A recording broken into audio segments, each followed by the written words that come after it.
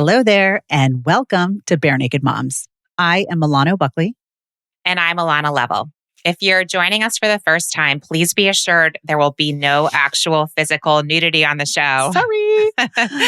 Just spiritual nudity and some bare naked truths about parenting. Amen. Today, we are talking family travel because family travel is a real thing to experience. It sure is. And unlike so much in parenting, there are actual roadmaps to how to do family travel well, and how to have a great time, no matter the ages of the travelers or the interests. Our guest today is one of the most influential voices in the travel industry, the global travel industry. Jacqui Gifford is editor-in-chief of Travel and Leisure magazine. She's also mom to 10-year-old Bobby. Jacqui might be flying high to some of the most extravagant, exotic, coolest places on the planet, but she could not be more grounded when it comes to the reality of travel and the reality of motherhood, which, spoiler alert, are not too different from each other. Without further ado, please enjoy our conversation with Jacqui Gifford. I just want to start off by by getting into your stats. Yeah. I mean, do you keep track total number of places you've been in your life, number of places you traveled last year? Yeah. The number of passports you go through in 1 year, or how long does it take you to get through a passport? The number of places your 10-year-old son Bobby has been to in his 10-year-old life. There are some stats. I worked on this a little bit recently. I've been to over 50 countries. And I think that, in the past year, I travel all the time. I'm probably on a plane twice a month. Bobby's been to Africa. I'm trying to think 1, 2, 3 times. Wow. Which was incredible. I feel very fortunate, and he's a lucky, lucky kid. He's been to South America. He's been to Europe. There are some stats that I keep a tally of, but then also I think because I'm on a plane so much, there's some things that inevitably I lose track of. I think the best part about travel and sort of what I get to do for a living is that you have to just naturally be curious and open to new places. And I don't think there's ever a place I would say no to, right? I'm that kind of a person. But the hardest part is then, balancing motherhood and being, having a husband and a family at home and elderly parents, and that sandwich generation discussion is pretty real. And I think it's interesting that it's coming to the fore now. I think it's coming to the fore now because women are in the workforce more than they were perhaps maybe 20, 30 years ago. And they're balancing seemingly everything, and but yet balancing nothing, because I used this phrase just today where I said the oxygen mask has to go on first, right? And it's true, and that's a plain phrase. When you feel like you're just spread so thin, you can't really take care of anybody. And I think that that's the hardest part for me about travel is it is an escape. It is a chance to get out of your day-to-day routine. But when you're traveling for work, it's actually not necessarily about that, right? Because you're still working. So I have a unique challenge that's a challenge of privilege and much joy, but also one that I have to work out internally, how much to really switch off. And then when you're on vacation and you're in that sandwich generation, I often find myself taking care of older people, younger children. So there's a lot going on. There's a lot to unpack in this episode, right? There's so much to unpack. Wait, so you said something interesting. This is kind of neither here nor there, but when are you ever truly on vacation? I don't think so. I realized that recently. I don't think so. And I guess I'm okay with that. That's my choice, but it's also really hard because of going back to technology. I like social media, but it's very hard for me to take a social media free vacation because I like to post. I like to talk about it. I like to share things with people and give them real-time advice. Some of my most liked posts or things that people like about me is that I'm kind of authentic and say things off the cuff. And some of those things I'm recording truly in the moment. I'm not really scripting it out. And that's the stuff people like. And I want to help people when they travel. I want them to have a better experience with their family or by themselves or whatever the case may be. But that comes with like another cost too. So I love it. I wouldn't do anything different. It's what I feel like in many ways I was born to do because I grew up abroad. Milano knows this. I lived in Japan and in the Middle East. And I talked about this recently. When I lived in Japan, nobody came to visit us. Japan felt so far away for most Americans. And the reality is it's one of the top destinations right now that most Americans want to go to. So that gives me great joy to think that we as a society, as a country, are getting more exploratory, that we're thinking, and traveling more than we perhaps ever did before. And to be like on the front lines of that and reporting about that is really great. But again, you're reporting, your brain is on most of the time. So I think what I'm looking forward to is trying to understand like how, as someone who likes people, likes learning new things, how my brain can like switch off a little bit. Because I think brain health is something that is really important. Jacqui, do you think, most of our listeners, if not all of them, are moms with families, dads too. Do you think that there are places that families aren't realizing would be fantastic to plan vacations to these days? Yes. And what are they? I think that people are scared. Well, okay, two things. I think first, people are really scared about the duration of being on a plane and that side of it. And I understand that jet lag can really throw off particularly younger children. But if you have teenagers, and I think the best thing you can do is take them far away. I think it's really good for them to experience other cultures, other religions, just other ways of being. So I would say as your kids mature, and they're able to understand the nuances of, what it's like to be in a place where people don't speak English. That is, if I'm talking about if you're here, you're an English speaker, this is sort of we live in an isolated world in the United States, to be honest. There's a lot of people in the world that don't have as much as us. So I think that's one of the best things you can do. Totally. When you have little kids, I also think the same holds true, but there are other challenges just like logistically, mobility wise, strollers and all that stuff. But we still traveled quite, I don't want to say aggressively, but like we took Bobby to India when he was 3, which was kind of wow. It was 1, 2, 3. Yeah, he was 3. Wow. Sorry, 4. He was 4. I lied, 4. But yes, but it was really interesting. So the jet lag part was really tough at the beginning. I found a video on my phone the other day.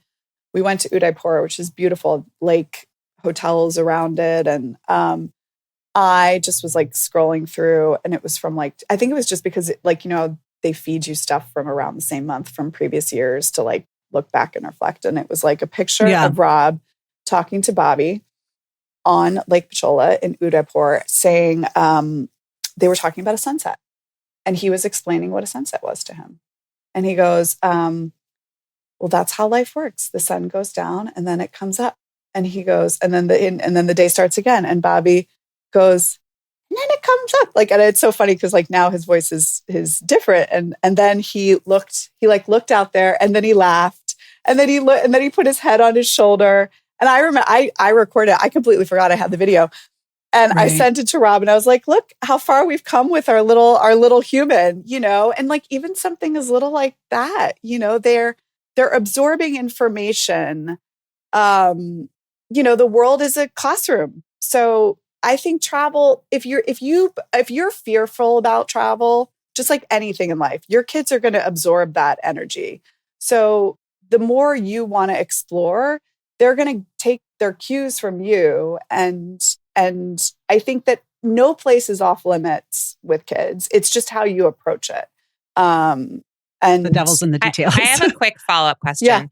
Yeah. So many of my questions are like logistical. Yeah. So I was like your son. I was an only child. And Jacqui's an only child. Oh, and yeah. I'm we're all only children. Only child power.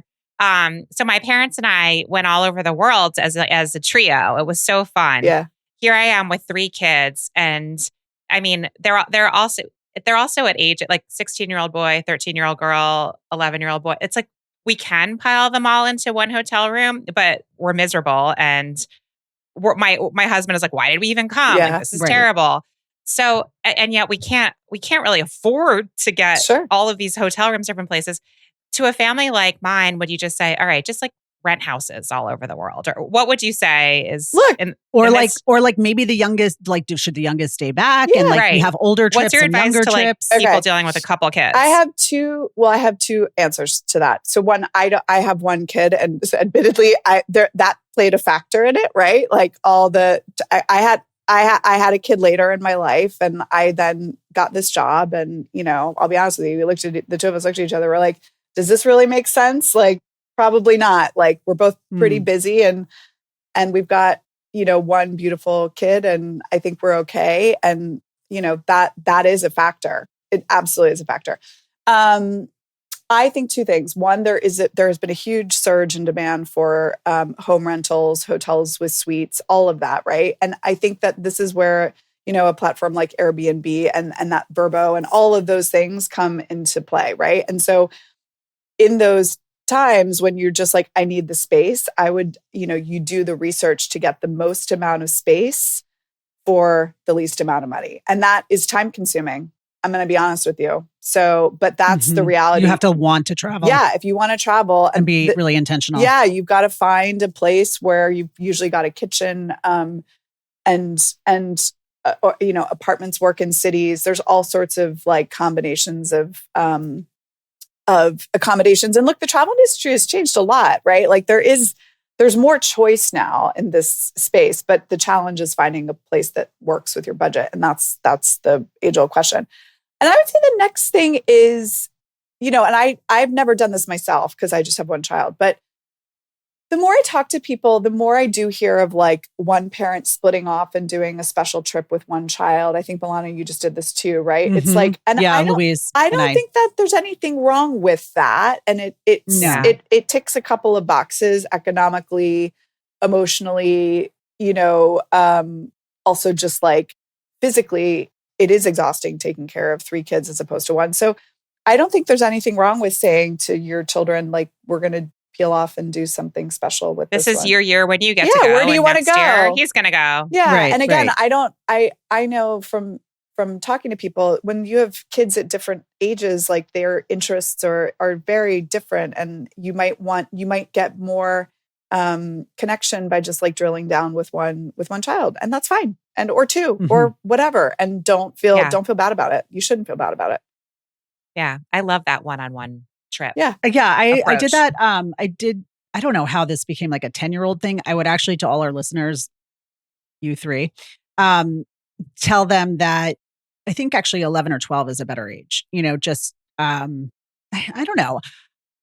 I had a great time with my 10-year-olds, but I took Buzz when he was 10 to London. Fabulous. Really fun. I don't know. Great fun city. to go. I'm sure with anyone. I haven't, but I only went with him, and I'd never been before. So it was a first for both of us. It's so memorable to them. It's really memorable. Yeah. You can see them like just sponging it all up. And there's like a great like activity diversity. Like Buzzy's a huge soccer player. We went to an Arsenal match and took the tube, and so that was really great. But there was also the Tower of London, and the food scene is amazing. Anyway, so I did that, and then Louise and I just went to Paris. I have not had really, I've been fortunate. Not that I've done all that much travel, but in my travel 46 years, I've had a good run, like no real disasters. This one we had, we boarded the flight. There was a leak on the wing and it was canceled, and we spent like the entire day. But, to your point, I went down this Jacqui Gifford rabbit hole, of reels and articles. And one of the things I love that you said was, pack your patience. And like, don't go if you're not up for some detours. Yes. Like build budget for, and I was like, pack your patience. It's so genius. And it's such a must. And it's so also like applicable to parenting, right? Like, of course we all have to be patient, but your point was like, you need to plan your pivots, right? Like do a percentage. Like there's a 40% chance that this flight is going to get canceled. What am I going to do when that happens? Like really, we talk about travel budgets, we talk about all of these things that are so, and then in parenting, we talk a lot about budgeting, scheduling the tantrums. Like 4:00, you're going to have some kids in shitty moods, like that's just going to happen. So like, don't get surprised. Don't be surprised by that. Just like, and then when it doesn't happen, you're like, cool, this is great. But like gravy, because tomorrow it's going to happen.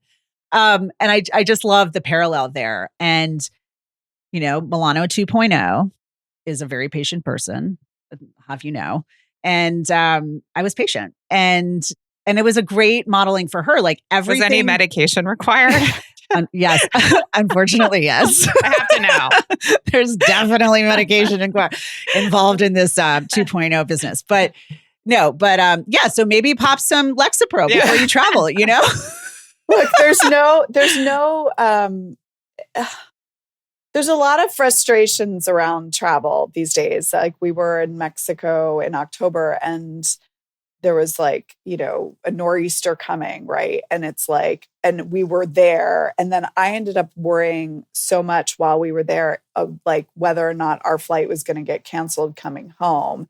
And what I did, which was interesting, because I travel so much, I have a lot of miles. I was like, let me book a backup flight for the day later. And then because I can cancel it. And then if we get bumped off, I just cancel that other one. And luckily, again, I had those miles like in reserve, but it kind of alleviated some of the stress because like, okay, it's out of my control. And the odd thing is there was so much hype around this storm and it was United, which is fine. But they were like, you can waive your flight, change it if you want. And I was like, let me just keep it. We left on time from Cancun and landed early in Newark to the best airport experience I'd had in years. And there was so much like noise around whatever was good. And then nothing happened. And I was like, why did I even waste my time? So, there's enough of these that I've lived through where it's like there is something really bad to worry about or actually nothing happens. So you have to get used to a life of uncertainty when you travel. A little bit of uncertainty. Yeah. It's like, or stay home. That's the thing. Or just stay home. Or stay home. And so that's my husband. I'm like, you know what? We are doing a disservice to our children if we don't show them the Southwest, like the Grand Canyon and like all this. And we have this like routine of just, he grew up going to Lake Winnipesaukee in New Hampshire and his mom is in Florida. So it's kind of like, all right, well, let's go visit mom in Florida. Let's go up to the lake in the summer. And it's just like on repeat. And he's like, well, we could show them a postcard. And I'm like, no, like we have to like experience, like there's nothing like beholding that in person, some stuff like that. Yeah. I feel like I'm surrounded by people who are like, maybe not you do a little bit more last minute like me, but who are like, this summer we're doing this. And then the following Christmas, we're doing this. And then that February break, we're doing this. And I just like shut down. Yeah. I don't feel capable of that.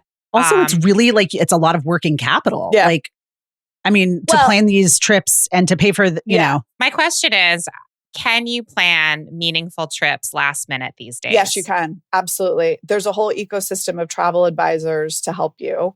At Travel & Leisure, we have this thing called the A-list, and it's like people who are specialists in various destination styles of trips. And like, that is their job. And so people use travel advisors for this very reason. They're like, I don't have the time.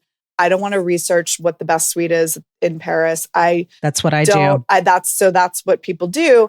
Now, there is also this movement of people who now like to plan out because it is things are getting harder. The availability is challenging in certain times of year and markets. So people plan things specifically, often using travel advisors. Okay, in February of next year, this is what we're thinking. We want something more adventurous. We want to go hiking.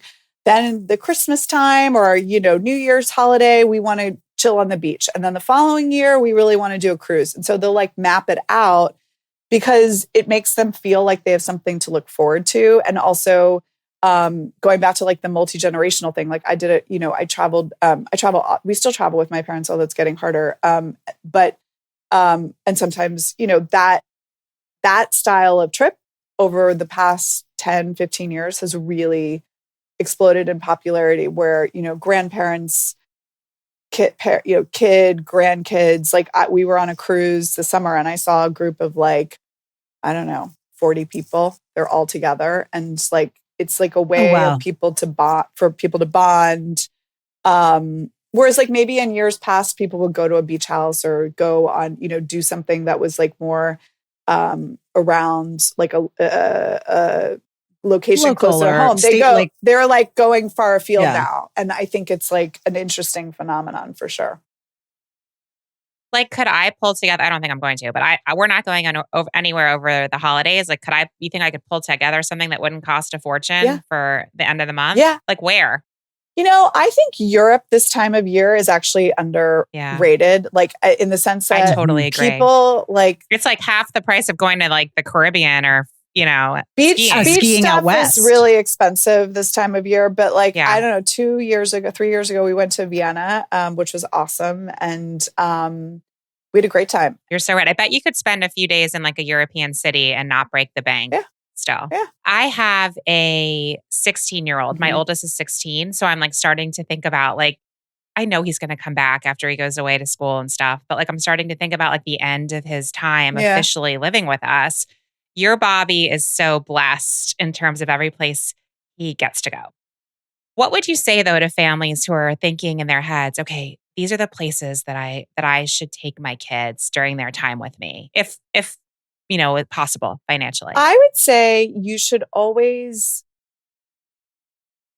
I'm going to go back to what I said earlier, but add a little bit. I think that like, don't dumb down a vacation for your child.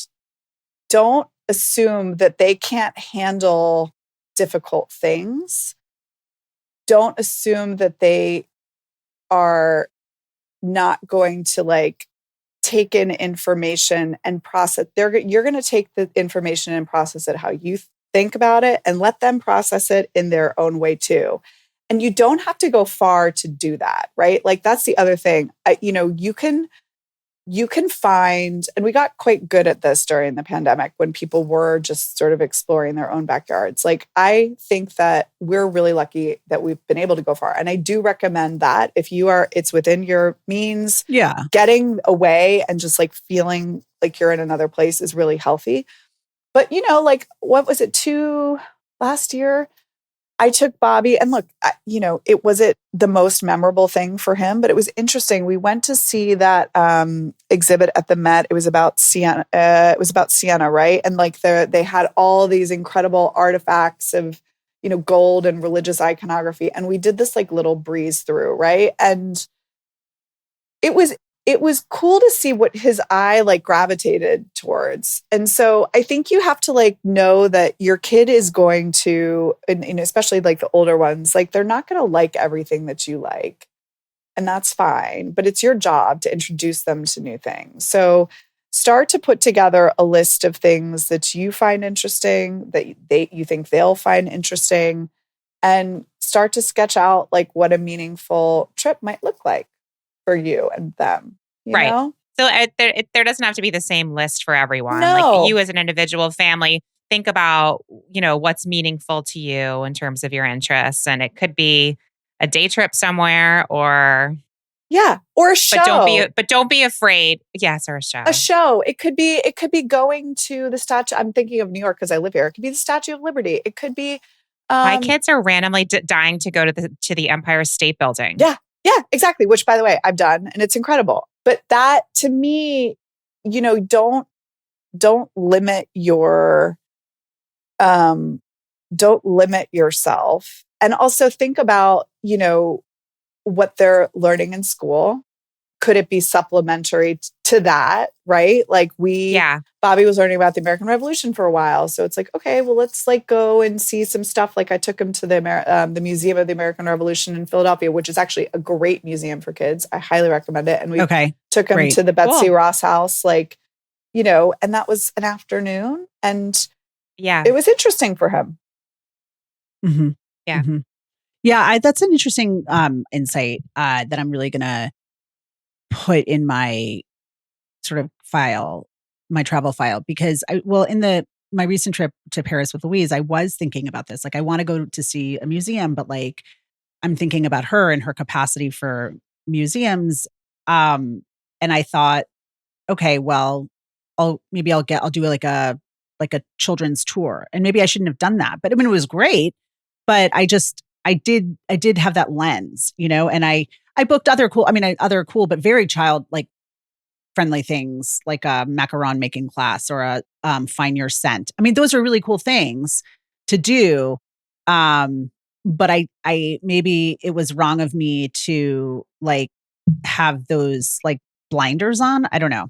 No, like I should have also. I think you did the right thing. I mean, I think the other thing too, I would say, is getting your kids to understand that travel is a gift and experiences are gifts rather than things is also a really important lesson. And like, it's funny you say that about Christmas, because he just mentioned this to me this morning. So I think, maybe it's just because we live in New York, we have an apartment, we don't have a ton of space. Like, the toy explosion is real and they care about it for a month and then they move on. And I'm not saying we never buy them toys, but you reach a point when it's like, oh, like, I'd rather. What now? Yeah. I'd rather spend the money on like a show or something that like maybe he might feel. And so he said to me today, because I was talking about what I was going to get my parents for Christmas, he was like, what are you getting me for Christmas? And I said, what do you think? And he was like, well, every year you usually get me something that is like a little more complicated. And I said, what does that mean? He's like,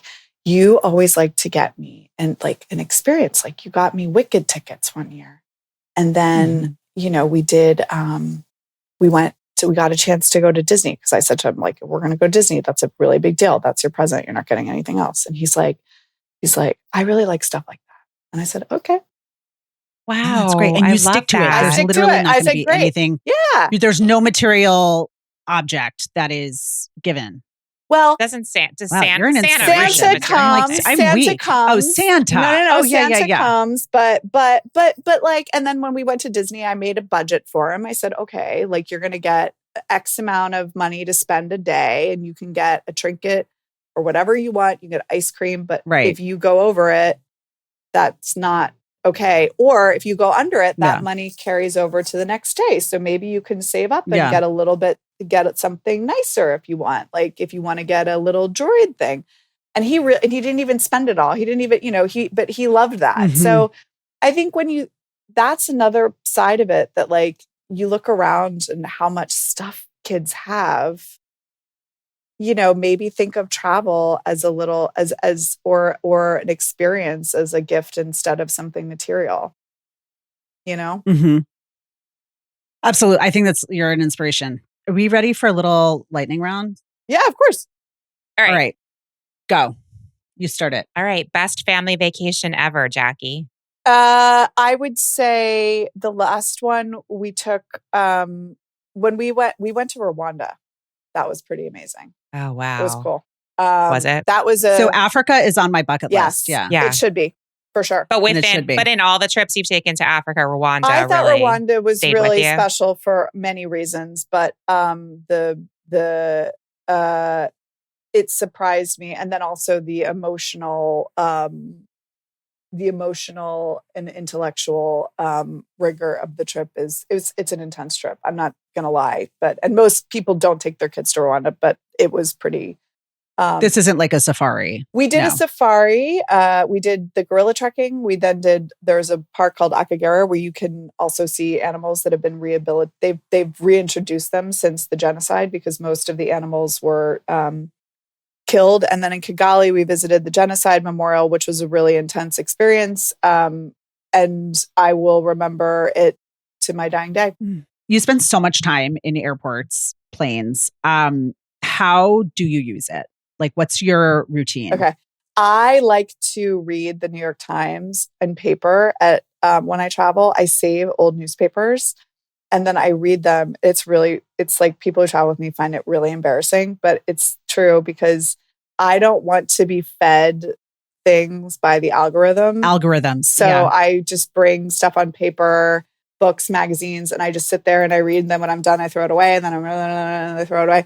So if I have downtime, I'm usually doing that. That's my downtime. Love that. I love it too. Okay.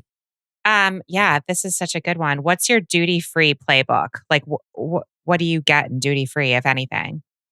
Duty-free playbook. If you say nothing, I'm going to be so disappointed. Like, is there something that you're like, oh, this is, I only buy it in duty-free. I see it there. Skincare is all, all that. Like, occasionally I'll get, like, occasionally I bought like a bracelet or something like that. Like I bought like a little bracelet or I buy books. I buy books at the airport. I'm not a, I do too. I love an airport bookstore. Yeah. I like to go to the bookstore. Right. I mean, okay. Yeah. I'm not a, all right. Milana's disappointed. I'm like very disappointed about that. I'm not gonna buy. We're not gonna include this part, No, but my it's fine. sister-in-law, when I came back from Paris, I was like, oh my God, the duty free, because all of these French cosmetics, all of that is so expensive. And it's all, I mean, I'm assuming that it's like much less expensive in duty free. Yeah. But she's like, oh, this is obviously getting cut.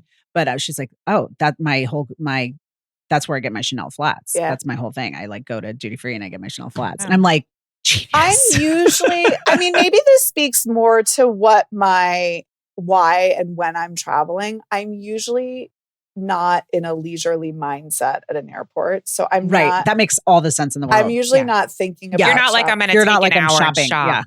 Yeah. No. I gotcha. Okay. That's fascinating. I thought you'd have all this stuff. Ask Okay. Jacqui one more question, and then I feel like we have to let her go. Okay. Well, I'm going to call that 2 questions. Hold on. So you are an avid reader, lover of books. Mm-hmm. What is the children's book that you might get caught reading without your child? Probably Harry Potter or something like that. Harry Potter or really? Like a, or, I can't remember. Children's book that I might get caught reading. Harry Potter is perfect. I think that like those, I loved those books. Yeah.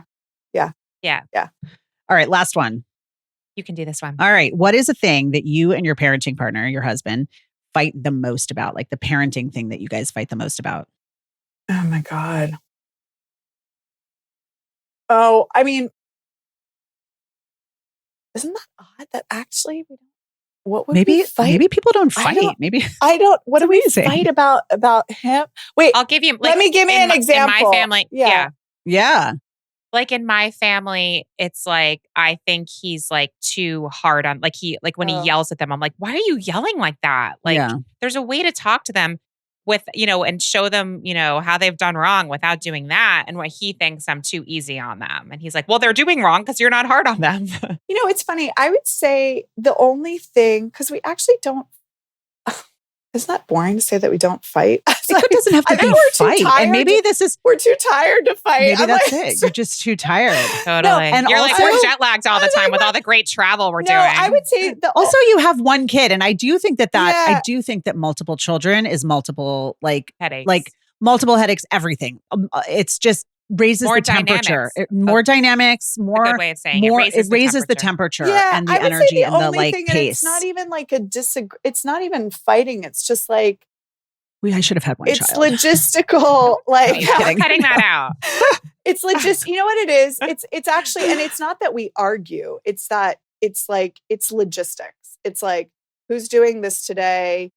Okay. Good answer. Right. Who's got this? Yeah. Who's doing this? And but it's the thing we probably talk about the most in like a sort of like, oh, did you forget that? Like, but it's not. We've never screamed. Now we're getting somewhere, Jacqui. Yeah, it's like we're not screaming about it. We're not like it's like. But there's a little tension. Yeah. I thought you were on lunches. As the mom, does more fall on your plate? You know what? I'm gonna give him some credit here. Oddly, it's pretty even. It's mostly because also he picks up the burden a lot when I'm on the road. So it's traveling. It's not as bad as it. It's mostly just like. How are we going to get through the day and sign them up for this birthday party or sign them up for and I think that everyone does this, but it's like we get too wrapped up in other stuff and then forget about it. That's it. That's not really an exciting answer for you. I wish I could say we argue about plumbing or something like that. That's not happening. No, about whose responsibility it is to sign up for the parties and to sign up for sports and the all ins that. and outs of modern just parenthood. the divide and conquer dilemma. I think that's it. So I guess it's the truth. All right. Thank you. Thank you so much for being your bare naked self on Bare Naked Moms. Thank you, Jacqui. It was so nice to meet you. Thank you. It's so nice to see you again. I was so grateful for this episode because while I have done some travel with the kids, I've never felt like I've done it really well. Okay. And what insights did you get from this to like make you understand why you haven't done it well? Like, did you get any good, I don't know, like thoughts and perspectives to? I think that I have relied on hotels too much. Mm-hmm. And that is so stressful for a big family Mm-hmm. because it either feels extraordinarily expensive with the kind of different spaces that you need when you have like kids who you can't all pile into one room. Right. But I understand why you do want to do a hotel because you don't want to make a bed. You don't want to have to deal with like the noise and the mess and the labor of like making meals. Yeah. You know, you want a vacation experience. And also I've been afraid to do like we took the kids to London at one point. We took the kids to Paris. That's pretty much, that's as kind of far flung as we've gotten. But I was nervous to do an apartment in a city like that. Right. And now I won't be. I think we're going to exclusively stay in apartments or, or homes and we'll all feel better about it. We can make breakfast. Bird won't freak out that we're, paying X amount for every meal. Right. Like the kids aren't going to college. Yeah. So I'm just going to be braver about traveling without hotels. Yeah. And you also feel like you have the structure and almost the safety net of like a concierge or someone who's like just at the ready to like handle your questions or whatever. But it definitely requires more. It falls more on the whoever is the chief executive of traveling in your family. If you're not relying on a hotel, but I think it's worth for our family. I think it's going to be worth it. It's going to be the difference between like not stressful and all of us feeling good about it. Yeah, yeah, but manageable ways. I think as she was talking, and I was thinking about the very same thing of like doing an Airbnb versus a hotel, and I like have been resistant for the very same reasons as you. Like, it's so nice to not have to worry about like you're there to travel, you're there to experience. You don't have the burden of, well, it just feels like a vacation for like the mom, really, or whoever, as you say, is a travel CEO, to not have to make a bed or to plan a meal or whatever. But I do think that, to Jacqui's point, like you like to go grocery shopping at a store in another country is like an experience in and of itself. Totally. Like you don't have to go spend X amount of dollars on this museum tour or, I mean, do that too if you want, or like, an extravagant, but it's like, whatever. Kids, let's go get some like Nutella and a loaf of bread. Right. Like the grocery store becomes this like exotic element of the journey. Yes. This like regular everyday living, but in a completely different city with a sometimes different language. Yeah. Different culture for sure. Uh-huh. So I was like, okay, I could get into that. Yeah. Also, one thing I was going to say about traveling alone, while it's great, and I think for so many maybe obvious reasons, like you're bonding with that one child, that child feels special, they'll always remember it. And you're building all those like beautiful bonding memories. I think for me anyway, I always feel a little stressed being the only adult. Do you ever feel that way? I mean, have you ever done that? I'm like, okay, like I just can't really totally let loose. Like not let loose, like I'm like dancing on tables until 3 a.m., but like, I just can't like, totally relax. Sure. Like I'm on true vacation. It feels like a big responsibility to be one-on-one with a kid like in I'm a foreign the only country. Grown up. Yeah. Yeah. So I'm just going to put that out there for anyone who's listening or watching. Yeah. I also found what she said about going to places that might seem off season. Like for instance, at Christmas, not going to the Caribbean or skiing. Right. And like, wow, like maybe you can hit a European city then. Mm-hmm. And it's half the amount of money. Smart. And it's really cool to experience it then. And maybe you could even pull it off last minute. Yeah. Yeah.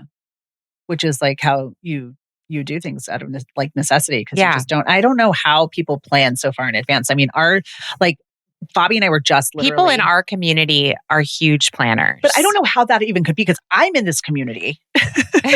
I am someone in this community. Please see me. Well, there's a reason you and I are sitting here talking about like how we're no failing. one apparently about how we're feeling about travel. But shout out to Wally, our one, hi, Wally Thomas, our one YouTube Wally, viewer. We know you're out there we listening. See you, Wally. Merry Christmas. Merry Christmas, Wally. No, but Bobby and I last night were just talking about this weekend. Like, okay, so like, now unfortunately we have this very sad thing to go to, a funeral. And it was, we're like, okay, well, so if we're going to do that and we're not going to be here, like, and literally it was like an hour-long conversation just about like all the activities the kids actually have, all the potential activities they might have if they decide to, say yes to X, Y, or Z, that's like literally 2 days from now. Like, I don't know.